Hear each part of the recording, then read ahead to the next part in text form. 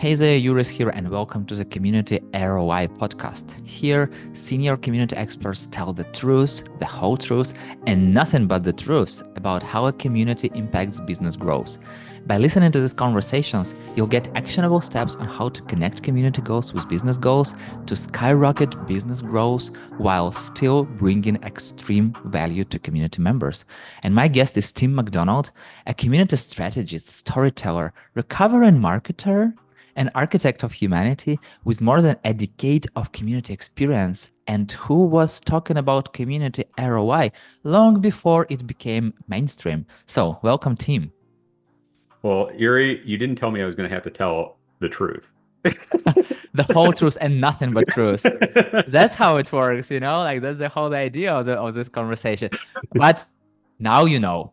At least now you know. So let's start with the first question. What's your definition of a community goal? A community goal is basically anything that you are trying to achieve with your community. And I can expand on that, but really community goals don't mean shit without them aligning with business goals too. So it's kind of like, community goal is exactly just what I explained because it can be really anything, but it's what are you trying to achieve?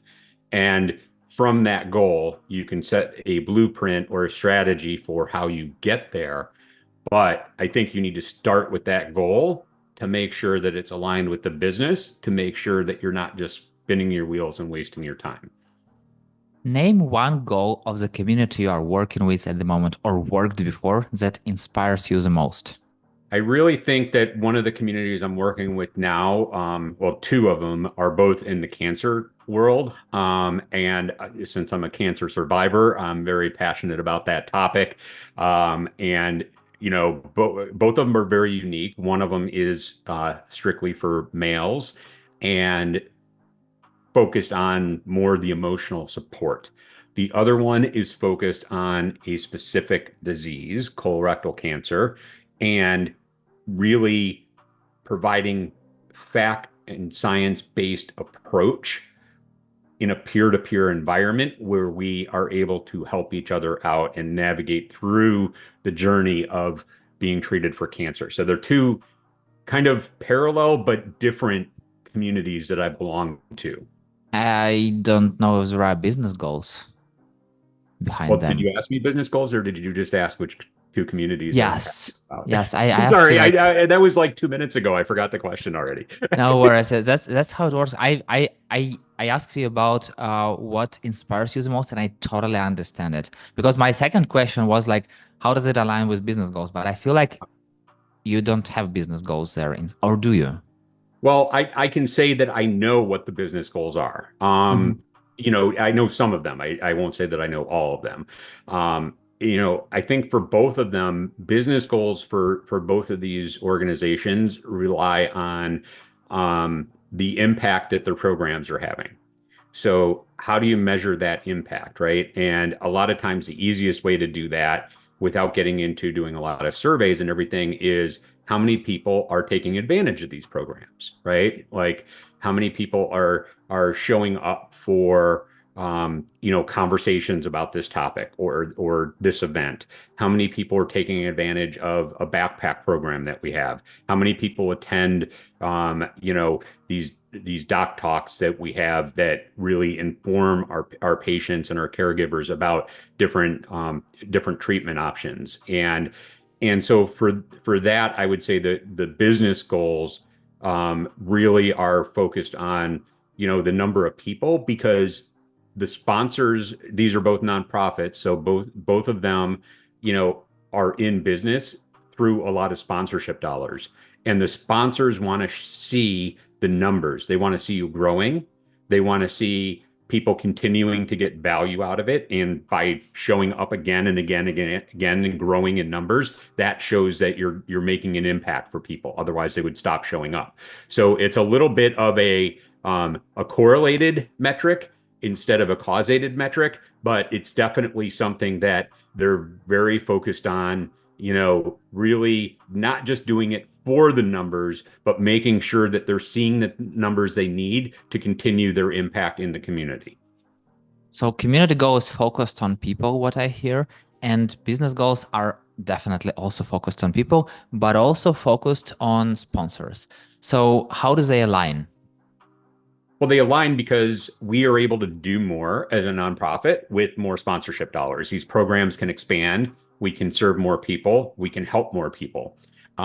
So by providing the community impact that we're creating, aligning it with the business goals that our sponsors want to see, it's kind of like this flywheel, right? Like the more people we get in, the more dollars we need.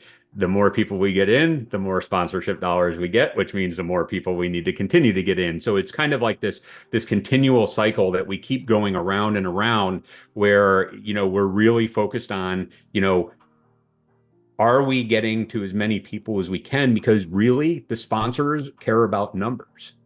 They care about the people behind the numbers, but without the numbers, the people don't mean anything, right? And so we need to get the numbers up to be able to have the most impact for the people.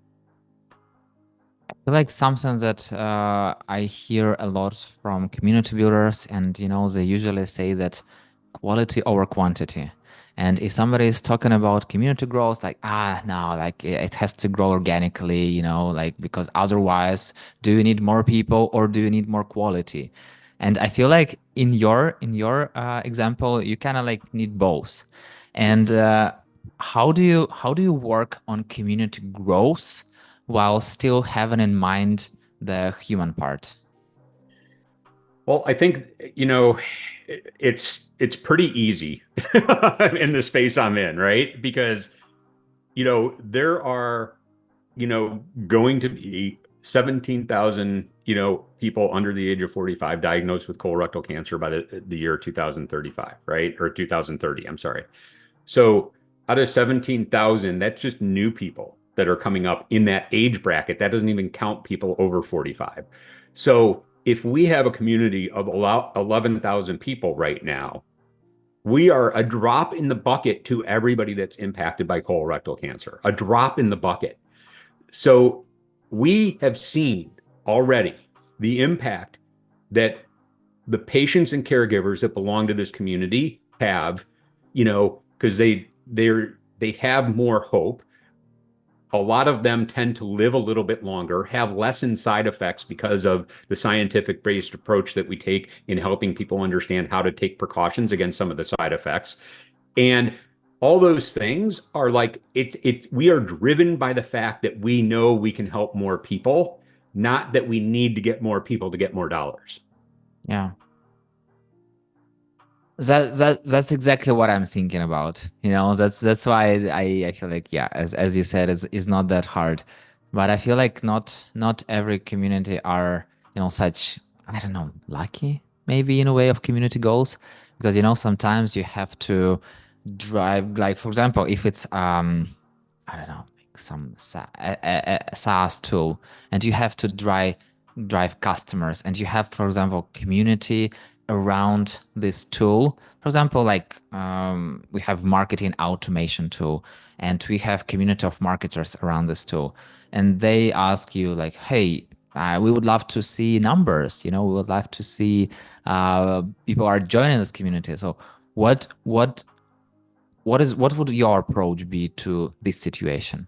See, and I mean, I know it's easy for somebody to look at and say, "Oh, you got a cause-based approach. It's a lot easier to focus on your members instead of the business, right?"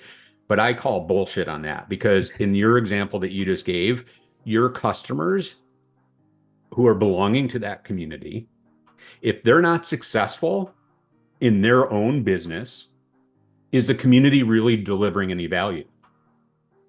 And if they are successful in their business and they're able to get promoted, they're able to spend more money because they're able to automate so much more of their systems that they have in place now, so they can actually spend more on other campaigns. And you can translate those stories into look at what our community is doing.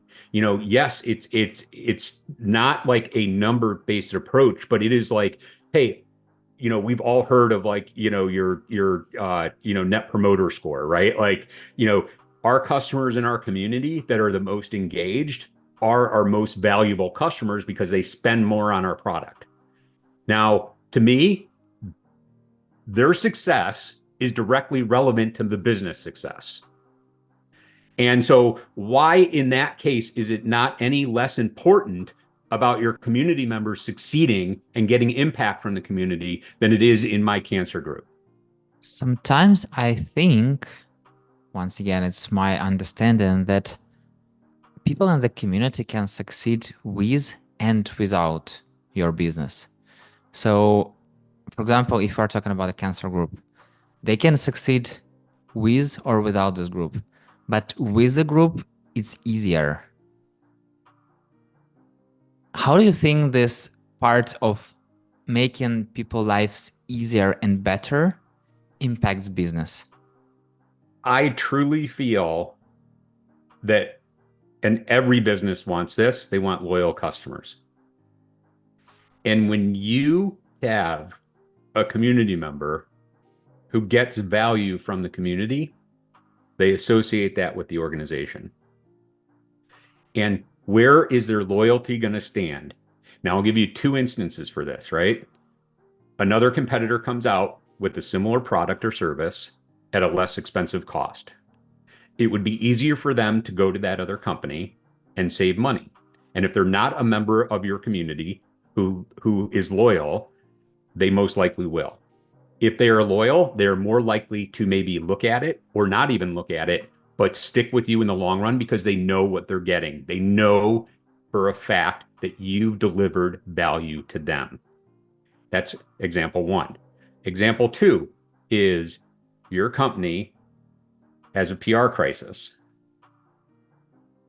You can get all your lawyers, your marketing team, your executive team all together to come up with a plan. But if you have a loyal community, they have already probably responded to the people that are bashing your company in a positive way, supporting your brand before you even had time to call that meeting. So you avoided a crisis because you have a loyal community and you have more loyal customers, which means they're less likely to defect to a competitor because you're delivering value to them. Now, any business that I talk to wants those two things. They want loyal customers that they don't need to worry about losing to competitors, and they want customers, community, fans that will support them and have their backs if a PR crisis comes up. So we are currently talking about loyal community. So it means that people are already for some times are sticking with brand, have some history with them, has some relationships. But what if they not? What if there's some kind of business that only thinks about starting a community? What benefits can they get right away? Well, right away, I think, you were talking about what the business can get. Yeah. So what the business can get is they can get, added marketing, right? Because you're going to get word of mouth from those people that first join and start learning about your product and want to be the first ones to be a part of this. You're going to get people that help your community manager in that community because they want to be part of helping build it with you. So you don't need to add more staff on, you just need the right group of first community members in there to really help you grow the foundation for what this community can become. They can help with your sales because those people may not be customers, right? But if they're marketing for you, if they're giving word of mouth, they're also trying to help support you getting more clients coming in. And so they're helping with your sales. As your company is growing, the community members may become one of your first employees that you hire. They might refer other people to be your employees. So you're saving on recruiting cost. I mean, I can go on and on, especially in a startup when you're starting. I mean, look at what you might pay a consultant to do research and development for you and decide on what features you're trying to put into your product, right? Who better to give you feedback on what features should go into your product than the people using your product already, that are passionate about your product, that are ones who want to see you succeed. And I can give an example of this. When I was at HuffPost, one of our project managers came to me. Our tech team was already working on a feature, right? Like this is back in the day when we were seeing more mobile devices come about. So we were trying to make our commenting section more friendly for people using their phone and more of a threaded dialogue conversation. Well, we got a couple of our community members on a Zoom call. Well, it wasn't Zoom at the time, but a video call where we were sharing our screen, going over what we were planning on and giving mock-ups and wireframes of what we were looking at and getting their feedback. The whole idea of what we tried to achieve wasn't what they wanted. It wasn't how they used the product. And so we scrapped that and went in a different direction. But if we would have invested all that time and resources in our tech team and putting out that change, we would have gotten backlash from the community because we didn't make them part of the decision. And we would have wasted all that time doing something that they don't need and didn't want. And so a lot of times I think that research and development, you have a gold mine in knowledge sitting right in front of you with your community, even if it's just starting, that you don't need to go out and hire an expensive consultant for. We're talking about this case. What other teams did you work with while building a community, and how did the community help them to reach their goals? Well, at first, and I love using HubPost when I was there because I had two different jobs when I was at HubPost, and so both of them were a little bit different. But you know, the very first people that I worked with in the community, external stakeholders from the community, was our production team. They were ones who needed to get guests on air. And when you're starting up a startup, you can't just invite your A-list celebrities to come on because everybody wants to see what your viewership is before they agree to come on. So we were trying to get anybody and everybody that was willing to put their face on camera at that time, that had an intelligent head on their shoulders to be able to add to a conversation. We were looking for anybody that kind of fit that mold.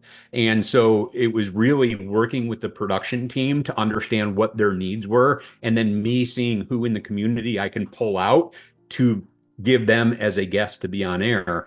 And we really went from having a database of no people to, in less than 10 months, having almost 10,000 people in our database of people that now our producers could just go in our database, search for the criteria that they wanted, and pull out guests at will because we had that built up so much. But at the beginning, it was me from the community helping pull that in. Another thing that we looked at too was, at HuffPost back in that day, the blogger was still a huge community. The blogging community on HuffPost was still very large. And it was a pet project of Ariana's at the time. So it was very closely protected. And so what I had to do was I needed to work with the guy that she had overseeing the blogger program to make it a two-way street for both of us, right? Like, so the community could actually give him some new potential bloggers for more content on the site. But we needed to get some of the existing bloggers who wanted to be guests on air to come on HuffPost Live, right? So it was me talking with him, and that relationship started as an agreement where for the first month, I would have to contact him for every single guest that I wanted to get. After 2 weeks, he said, "Tim, I trust you. Just reach out to anybody you want." But it all started with me just having this dialogue of, I'm going up against a gated community, right? Like nobody can touch these people in the blogging community, and me just having a conversation with them saying, "Hey, here's what I think. Here's the benefit I think both of us can get from this. Are you willing to find a way to work with me to see if it will work the way I'm thinking it's going to work?" And obviously it worked a lot better than both of us thought. And he gave me free rein to reach out to anybody in the blogging community within 2 weeks.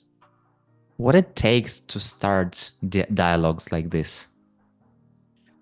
One, know who you need to talk to. I mean, there's nothing worse than going and talking and spending an hour with somebody and then them saying, "Oh, I need to talk with my boss to see if that's possible." There's nothing worse than that. So first of all, make sure you know who you need to talk to. Second of all, you need to go in with a theory of what you think is possible and why you think that's possible.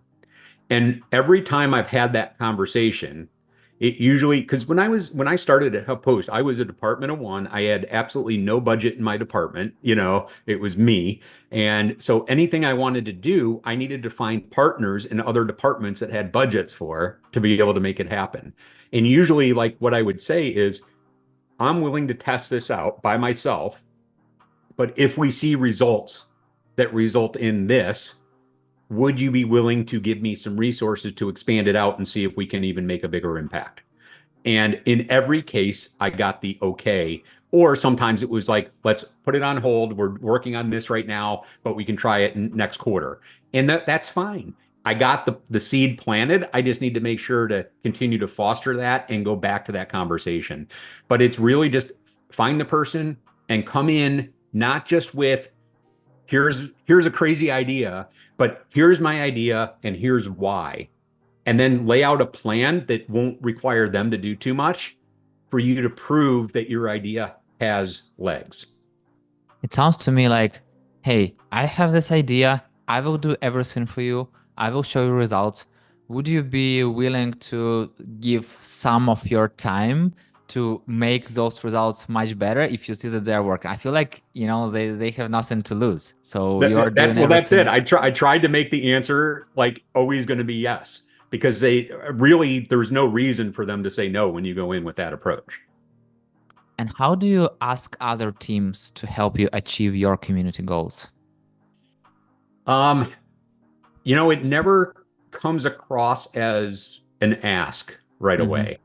Um, I've always done a good job at the organizations I've been part of sharing anecdotally, not like in a formal report, examples of the impact that community has for our company. And there's some things that I will send out company wide, but there's a lot of them that I will just send to particular departments, right, that I'm working with. And by creating a pattern of showing them the impact, now when I go to them and ask them, hey, I need your help with this, they understand why I'm asking because I've already showed them the impact that the community is having on our organization, and in particular with their department.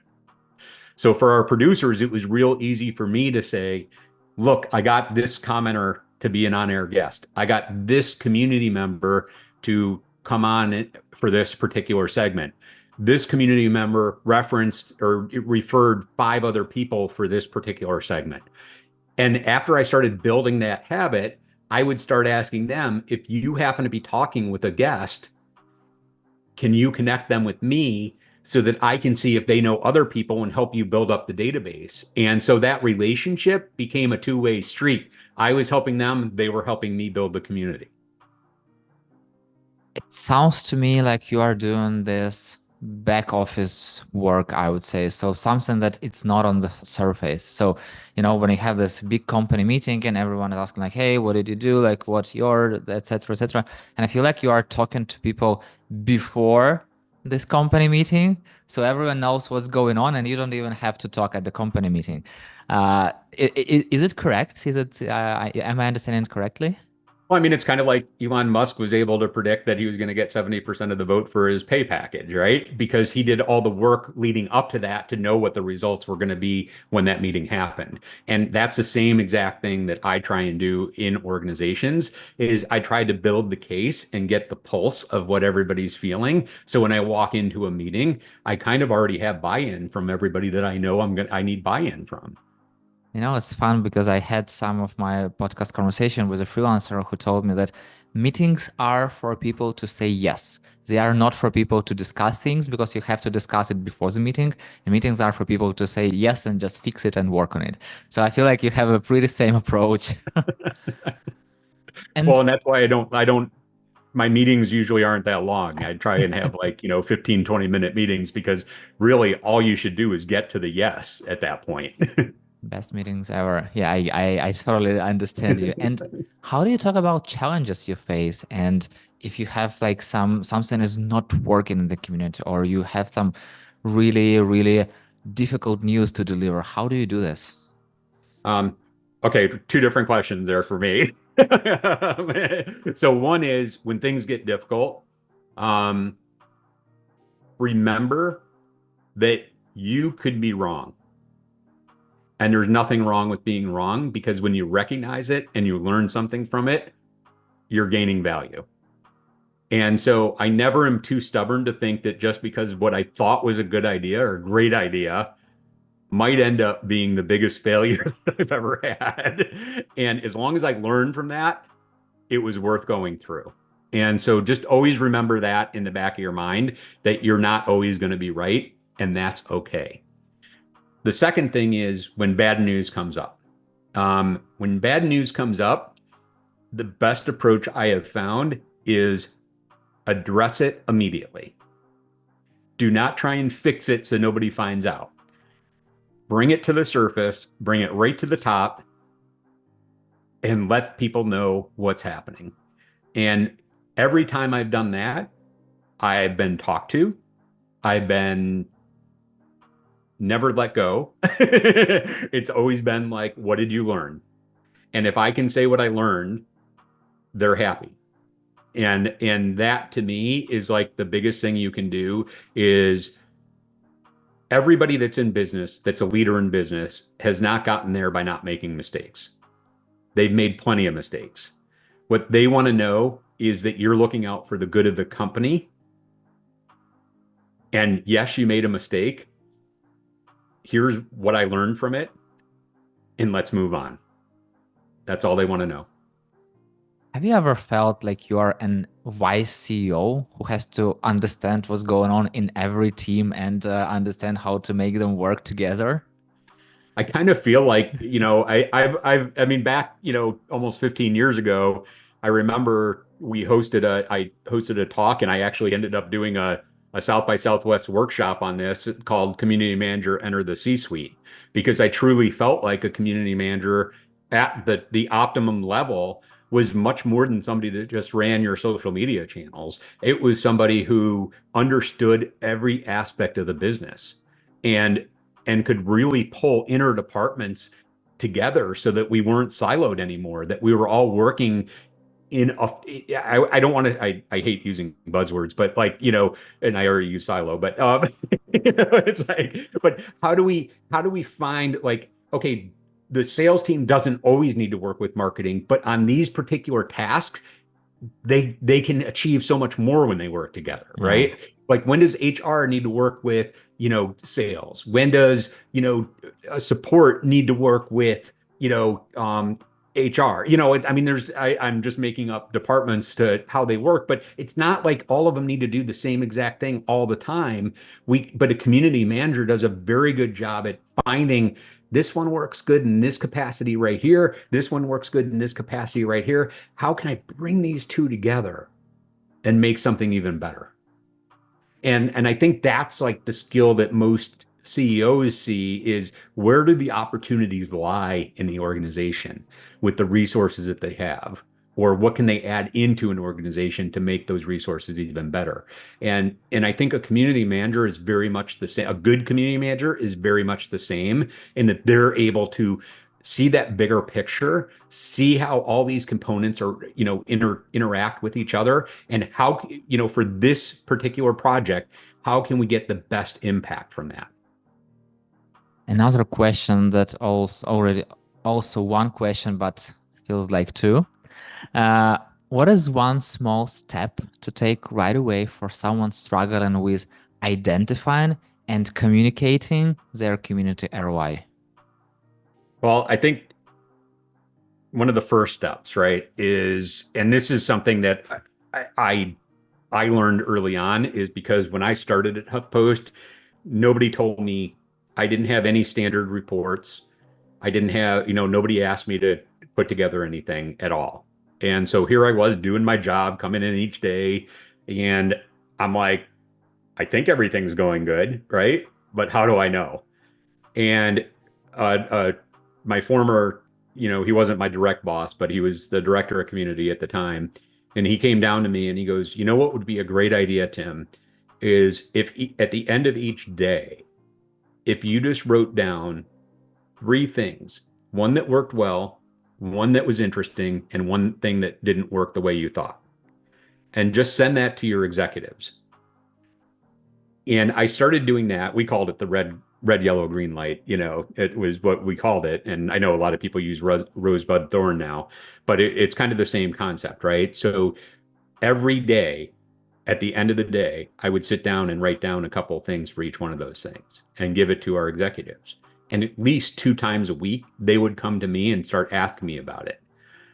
The reason why I say that is because what it starts to do is it starts to let you see what is important to your executives.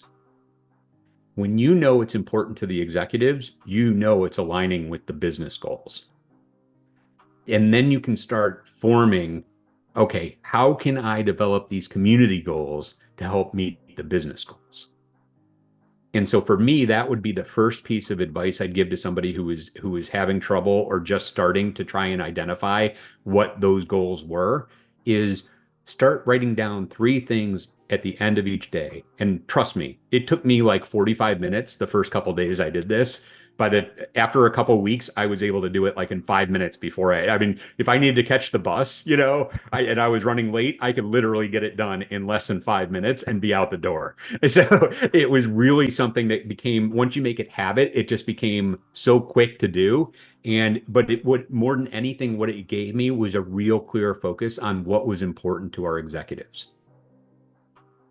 Got it. And yeah, I really love your approach that when you start, and that's exactly how it works. When you start something, it takes for such a long time, and then you just know that you have to do it. And when you are doing things, you already creating those this report in your mind, and only Yep. one thing that you have to just to write it down. Mhm. So I totally get it. And if you were staying in a line for coffee and someone would ask you, what's a community ROI anyway? What would you tell them? I would ask them what the ROI of their family is. I'm sorry. I know I didn't answer your question. I just gave you another question. But seriously, I think it really comes along that line, right? Like you really need to stop and think about the community that you're in and what the ROI is. Because I like looking at ROI as a return on impact rather than the return on investment. Hmm. And I think for me, in the cancer groups I belong to and the nonprofit that I've started for liver transplant people, if you can tell me what the value of life is, I can tell you what my ROI is. But I don't think anybody wants to put a dollar price on a life. Uh, yeah, mostly in civilized Oh, Yurii, world. you're going to put Yeah. a price on a life. In a civilized world, people not. Yeah, but it's totally another conversation. So I wish to have the sky as a limit to our conversation, but time is a limit. So the final question: what is one community you are active in, except the one you work on? Um, I would say that, and I will say this because I'm not technically like working on the community, but I am probably more active than most people in the community, is my Men Up to Cancer, the men's cancer support group that I belong to. Um, they are they're the ones that I probably give the most time and attention to, because I've gotten the most value out of it. And name 2 people I should reach out to talk about community ROI. I definitely think um, David DeWald, and I would say Bill Johnston. Got it. And what is the best way to connect with you? Um, that's easy. I can be reached on basically any social media platform, primarily Facebook, Twitter, and Instagram and LinkedIn. Um, or people can text me or WhatsApp me, and my phone number, 312-970-0846. Got it. Thank you very much, Tim. And thank you so much for this extremely valuable conversation and sharing your amazing experience so openly. Thank you. And see you in the community world. And thank you so much for listening. If you have any questions about how the community can help you reach and overcome your business goals faster, let's connect on LinkedIn and talk about it. That's it. We're done. See you in the next episode.